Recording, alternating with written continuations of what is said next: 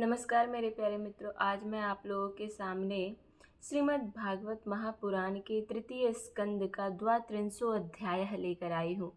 और उस अध्याय का क्या नाम है तो धूम मार्ग और अर्चिर आदि मार्ग से जाने वाले की गति का और भक्ति योग की उत्कृष्टता का वर्णन।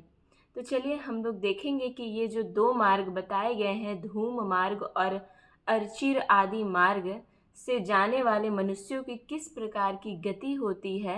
और इस इस अध्याय में जो है वो भक्ति योग की उत्कृष्टता के बारे में बताया गया है। तो हम लोग आज इस अध्याय के माध्यम से भक्ति योग की उत्कृष्टता के बारे में जानेंगे। कपिल देव कहते हैं, क्या कहते हैं अपनी माता से कि माता जी, जो पुरुष घर में रहकर सकाम भाव से गृहस्थ के धर्मों का पालन करता है और उनके फलस्वरूप अर्थ एवं काम का उपभोग करके फिर उन्हीं का अनुष्ठान करता रहता है, वह तरह तरह की कामनाओं से मोहित रहने के कारण भगवत धर्मों से विमुख हो जाता है। मतलब जो मनुष्य गृहस्थ में रह के सकाम भाव से अपने धर्मों का अनुष्ठान कर रहा है, अपने धर्मों का पालन कर रहा है, वैसे मनुष्य जो है वो क्या है, तो वैसे मनुष्य भी जो है वो भगवत धर्मों से विमुख हो जाता है और यज्ञों द्वारा श्रद्धा पूर्वक देवता तथा पितरों की ही आराधना करता रहता है ना। तो इस गृहस्थ में रहने पर जो मनुष्य जो करता है उसके बारे में यहाँ पे बताया गया है कि ऐसे पुरुष भी जिनको लग रहा है कि मैं यज्ञों का अनुष्ठान कर रहा हूँ, पितरों का आराधना कर ही रहा हूँ, थोड़ा बहुत पूजा अर्चना कर ही रहा हूँ, लेकिन वो कर तो रहे हैं कर्म, लेकिन वो कामनाओं से आसक्त होकर कर्म को कर रहे हैं। ठीक है, अनासक्त होकर नहीं। जिस दिन अनासक्त होके करेंगे वही कर्म जो है वो क्या है, वही आपको जो है वो भगवत धर्म की ओर प्रवृत्त कर देगा। उसकी बुद्धि उसी प्रकार की श्रद्धा से युक्त रहती है। देवता और पितर ही उसके उपास्य रहते हैं और वैसे गृहस्थों के लिए जो उपास्य देवता होते हैं वो देव और पितर ही होते हैं। अतः वह चंद्र लोक में जाकर उनके साथ सोमपान करता है और फिर पुण्य क्षीण हो जाने पर इसी लोक में लौट आता है। कौन? जो गृहस्थी, जो वैसा गृहस्थ जो कि अपने धर्मों का पालन करता है लेकिन वो सकाम भाव से करता है, उसके लिए बताया जा रहा है कि वो चंद्रलोक में जाता है। मृत्यु के पश्चात वो चंद्रलोक को प्राप्त होता है और उसके बाद वो अपने पितरों के साथ जो है वो सोमपान करने के बाद उसकी जब तक पुण्य रहती है ना, वो तब तक वहीं पे निवास करता है। जैसे ही उसके पुण्य क्षीण हो जाते हैं वैसे ही वो पुनः वापस जो है वो पृथ्वी लोक को आ जाता है। तो इस पैराग्राफ में यही बताया गया है। जिस समय प्रलय काल में शेषशायी भगवान शेष शैया पर शयन करते हैं, उस समय सकाम गृहस्थाश्रमियों को प्राप्त होने वाले ये सब लोग भी लीन हो जाते हैं। जब भगवान श्री हरि शेष शैया पर जब शयन कर रहे होते हैं उस समय ये तीनों लोक जो है वो लीन हो जाता है ना। जो विवेकी पुरुष अपने धर्मों का अर्थ और भोग विलास के लिए उपयोग नहीं करते बल्कि भगवान की प्रसन्नता के लिए ही उनका पालन करते हैं, वे अनासक्त, प्रशांत, शुद्ध चित्त, निवृत्ति, धर्मपारायण, ममता रहित और अहंकार शून्य पुरुष स्वधर्म पालन रूप सत्व गुण के द्वारा सर्वथा शुद्ध चित्त हो जाते हैं। मेरे प्यारे मित्रों, यहाँ पे बताया गया है कि जो मनुष्य विवेकी, जो वैसे मनुष्य जो विवेकी हो और अपने धर्मों का, है ना, अपने धर्मों का अर्थ और भोग विलास के लिए उपयोग नहीं करता है। कुछ लोग संसार में रहते हुए धर्म का पालन इसलिए करते हैं कि हम जो है वो और उन्नति को प्राप्त कर पाए, अपने भोग और अपने विलास से और हम अपने सुख को प्राप्त कर पाए, इसलिए धर्म करते हैं कुछ लोग। तो आपको वैसा धर्म नहीं करना है जो कि विलास और भोग से युक्त हो। समझ रहे हैं ना? अगर आप वैसा भोग को कीजिएगा तो आपको कभी भी भगवत की प्राप्ति नहीं हो सकती है। इसीलिए कहा है कि विवेकी पुरुष अपने धर्मों का अर्थ और भोग विलास के लिए उपयोग नहीं करता, बल्कि भगवान की प्रसन्नता के लिए उनका पालन करता है। वो भी कैसे? अनासक्त होकर, प्रशांत होकर, शुद्ध चित्त से, निवृत्ति धर्म पारायण और ममता से रहित होकर और अहंकार से शून्य होकर। वही पुरुष जो है वो स्वधर्म पालन रूप सत्व गुण के द्वारा सर्वथा शुद्ध चित्त हो जाता है। सदैव के लिए उसका चित्त जो है वो शुद्ध पवित्र हो जाता है।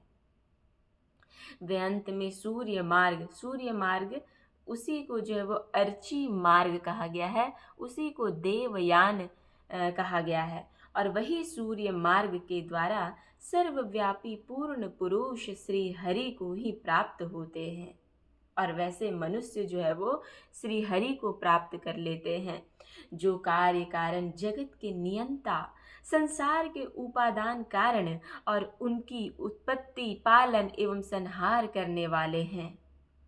जो लोग परमात्मा दृष्टि से हिरण्य गर्भ की उपासना करते हैं, वे दो परार्ध में होने वाले ब्रह्मा जी की प्रलय पर्यंत उनके सत्य लोक में ही रहते हैं। जिस समय देवता आदि से श्रेष्ठ ब्रह्मा जी अपने द्विपरार्ध काल के अधिकार को भोग कर पृथ्वी, जल, अग्नि, वायु, आकाश, मन, इंद्रिय, उनके विषय शब्द आदि और अहंकार आदि के सहित संपूर्ण विश्व का संहार करने की इच्छा से त्रिगुणात्मिका प्रकृति के साथ एक रूप होकर निर्विशेष परमात्मा में ही लीन हो जाते हैं। उस समय प्राण और मन को जीते हुए वे विरक्त योगी गण भी देह त्याग कर उन भगवान ब्रह्मा जी में ही प्रवेश करते हैं और फिर उन्हीं के साथ परमानंद स्वरूप पुराण पुरुष पर ब्रह्म में लीन हो जाते हैं। इससे पहले वे भगवान में लीन नहीं हुए, क्योंकि अब तक उनमें अहंकार शेष था। इसलिए माता जी, अब तुम भी अत्यंत भक्ति भाव से उन श्री हरि की ही चरण शरण में जाओ। समस्त प्राणियों का हृदय कमल ही उनका मंदिर है और तुमने ही मुझसे उनका प्रभाव सुन लिया है। इस प्रकार से भगवान कपिल जो है वो अपनी माता देवहूति को कह रहे हैं। वेद गर्भ ब्रह्मा जी भी, जो समस्त स्थावर जंगम प्राणियों के आदि कारण हैं, मरीचि आदि ऋषियों, योगेश्वरों, सनकादिकों तथा योग प्रवर्तक सिद्धों के सहित निष्काम कर्म के द्वारा आदि पुरुष श्रेष्ठ सगुण ब्रह्म को प्राप्त होकर भी भेद दृष्टि और कर्तृत्वाभिमान के कारण भगवत इच्छा से जब सर्ग काल उपस्थित होता है, तब काल रूप ईश्वर की प्रेरणा से गुणों में क्षोभ होने पर भी पूर्ववत प्रकट हो जाते हैं। इसी प्रकार पूर्वोक्त ऋषिगण भी अपने अपने कर्मानुसार ब्रह्मलोक के ऐश्वर्यों को भोग कर भगवत इच्छा से गुणों में क्षोभ होने पर पुनः इस लोक को प्राप्त होते हैं। मेरे प्यारे मित्रों, जो भी ऋषिगण ब्रह्मलोक को प्राप्त हुए हैं, उनकी जब पुण्य जो है वो समाप्त हो जाते हैं वहाँ पे, तो वो पुनः इस संसार में आ जाते हैं। इसलिए आप वैसा कर्म कीजिए, आप वैसा धर्म को निभाइए, आप वैसे धर्म की ओर प्रवृत्त होइए जो आपके लिए कल्याण हो और सदैव के लिए आपको भगवत पद की प्राप्ति हो जाए। आप ऐसा धर्म कीजिए और बिल्कुल निष्काम भाव से कर्म को कीजिए, बिल्कुल पवित्र हृदय से कीजिए। उनके बाद ये कह रहा है कि जिनका चित्त इस लोक में आसक्त है और जो कर्मों में श्रद्धा रखते हैं, वे वेद में कहे हुए काम्य और नित्य कर्मों का सांगोपांग अनुष्ठान करने में ही लगे रहते हैं। देखिए, वे उनके लिए कह रहा है कि जो वेद के कर्मकांड को मतलब कर रहे हैं। यहाँ पे सिर्फ भक्ति की बात की गई है। भागवत पुराण में भक्ति की चर्चा की गई है, भक्ति की महिमा गाई गई है। है ना। यहाँ पे कर्म को भी थोड़ा न्यून दिखाया जा रहा है, वैसे कर्म जो काम से युक्त हो, जो कामना से युक्त हो, है ना, तो उसको भी यहाँ पे जो है वो थोड़ा न्यून दिखाया गया है, कम दिखाया गया है ना। तो वही बोल रहे हैं कि जो वेद में कहे हुए काम में और नित्य कर्मों का जो दिन रात अनुष्ठान करते रहते हैं, जो करने में लगे रहते हैं, उनका चित्त भी जो है वो लोक में आसक्त हो जाता है, लोक में ही पड़े रहते हैं वो, ऐसा बता रहा है। उनकी बुद्धि रजोगुण की अधिकता के कारण कुंठित रहती है। रजोगुण अर्थात चंचलता उनमें अधिक रहती है, बहुत चंचल रहते हैं। रजोगुण जिसमें प्रबल होता है उनमें आप देखिएगा कि बहुत अधिक चंचलता होती है, और जिनमें चंचलता होती है आपको समझ जाना है कि उनमें जो है वो रजोगुण की प्रबलता है। हृदय में कामनाओं का जाल फैला रहता है, जिनके अंदर चंचलता होती है और इंद्रियां उनके वश में नहीं होती, बस अपने घरों में ही आसक्त होकर वे नित्य प्रति पितरों का पूजा में लगे रहते हैं। ये लोग अर्थ धर्म और काम के ही पारायण होते हैं। ये लोग अर्थ धर्म और काम को ही पालन करने वाले होते हैं। इसलिए जिनके महान पराक्रम अत्यंत कीर्तनीय है, उनका उन भव भयहारी श्री मधुसूदन भगवान की कथा वार्ताओं से तो ये विमुख ही रहते हैं। और वैसे लोग जो है वो भगवान मधुसूदन भगवान की कथा से जो है वो विमुख ही रहते हैं, भगवान श्री हरि की कथा से दूर रहते हैं, अलग रहते हैं, उन्हें इन सभी चीज़ों में इंटरेस्ट होता ही नहीं कभी। हाय, विष्ठा भोजी कुकुर सुकर आदि जीवों के विष्ठा चाहने के समान जो मनुष्य भगवत कथा अमृत को छोड़कर निंदित विषय वार्ताओं को सुनते हैं, वे तो अवश्य ही विधाता के मारे हुए हैं।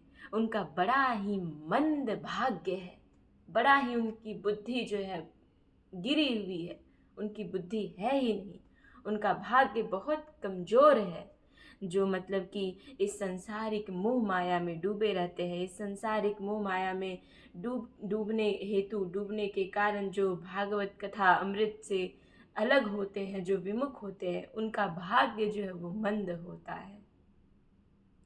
गर्भाधान से लेकर अंत्येष्टि तक सब संस्कारों को विधि पूर्वक करने वाले ये सकाम कर्मी सूर्य से दक्षिण की ओर पितृयान या धूम मार्ग से पितृश्वर अर्यमा के लोक में जाते हैं और फिर अपनी ही संतति के वंश में उत्पन्न होते हैं। जो जन्म से लेके अंत्येष्टि संस्कार तक जो विधि पूर्वक कर्म करते हैं, वैसे लोगों की बात कर रही है यहाँ पे, है ना। वैसे लोगों की बात हो रही कि वैसे लोग भी किस जगह को प्राप्त होते हैं, तो सूर्य से दक्षिण की ओर जाते हुए पितृयान से, है ना, अर्यमा लोक में जाते हैं, ठीक है। और फिर वहाँ पे अपने ही संतति में, अपने ही परिवार में, अपने ही वंश में वो जो है वो उत्पन्न होते हैं।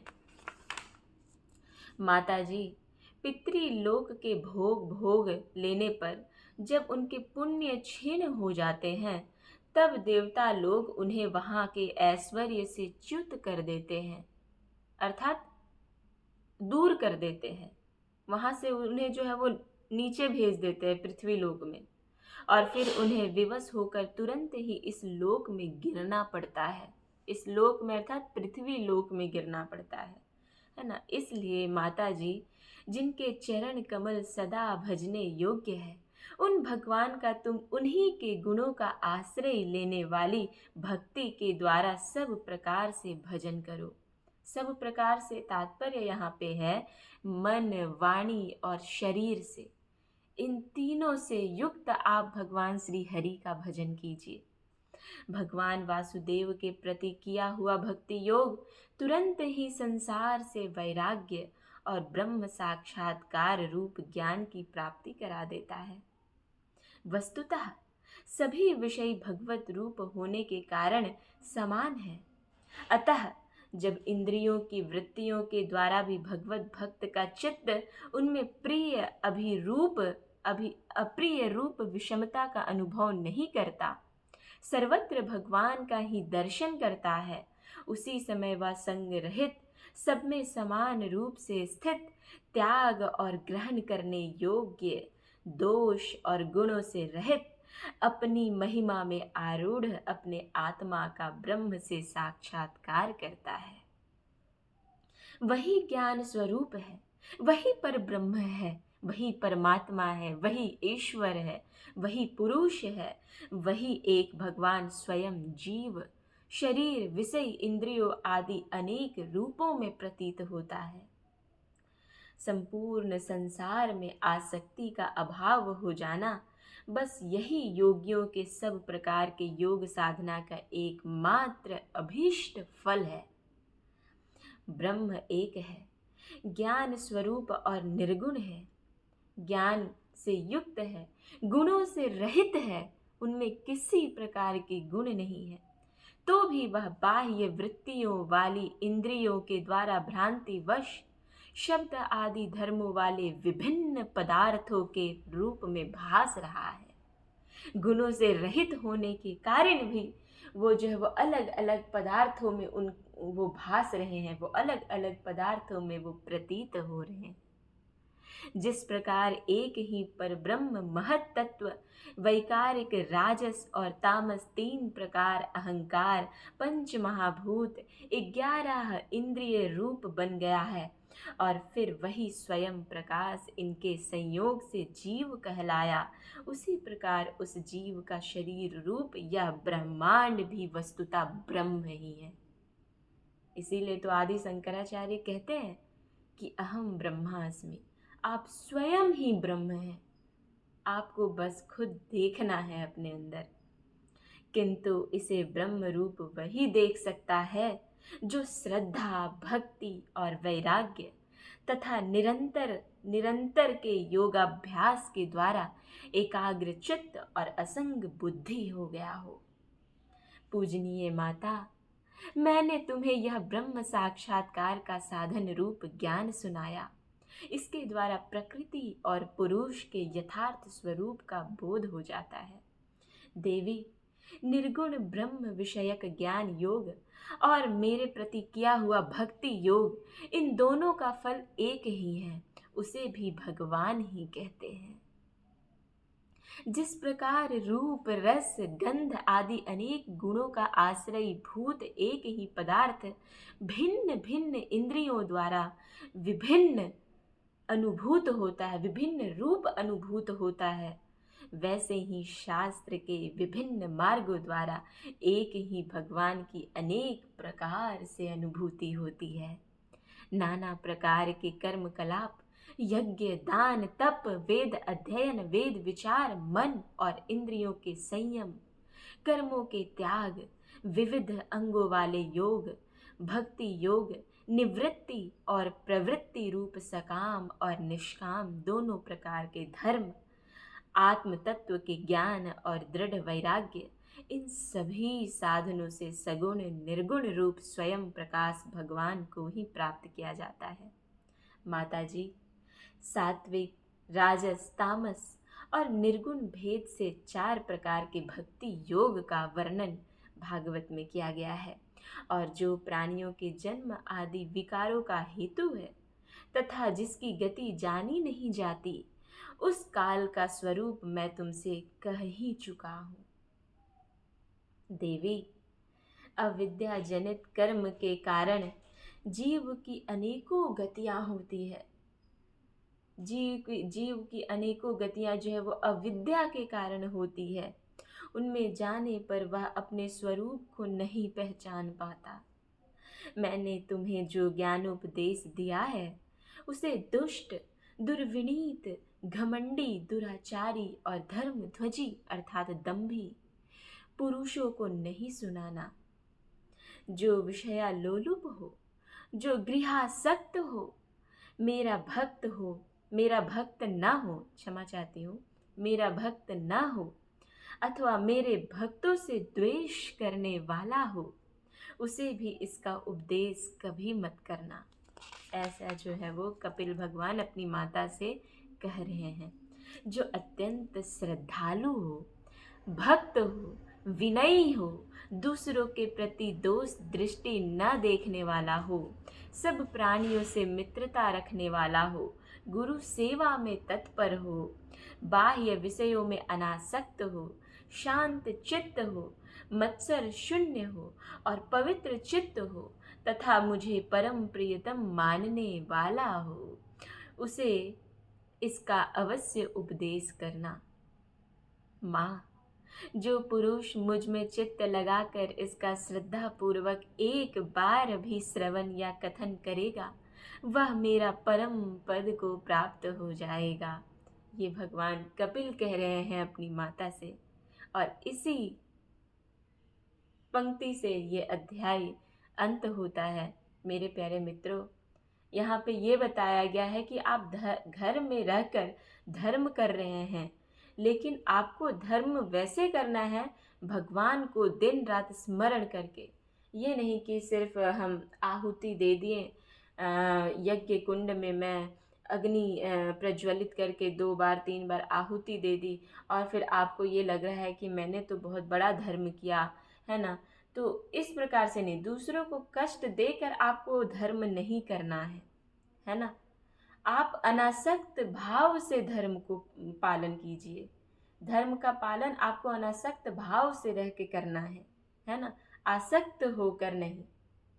और हमेशा जो है वो भगवत भक्ति के लिए आप सोचिए, भगवत की प्राप्ति के लिए आप सोचिए, भगवान श्री हरि का जो है वो स्मरण करते रहिए सदैव, तभी जो है ये संभव हो पाएगा।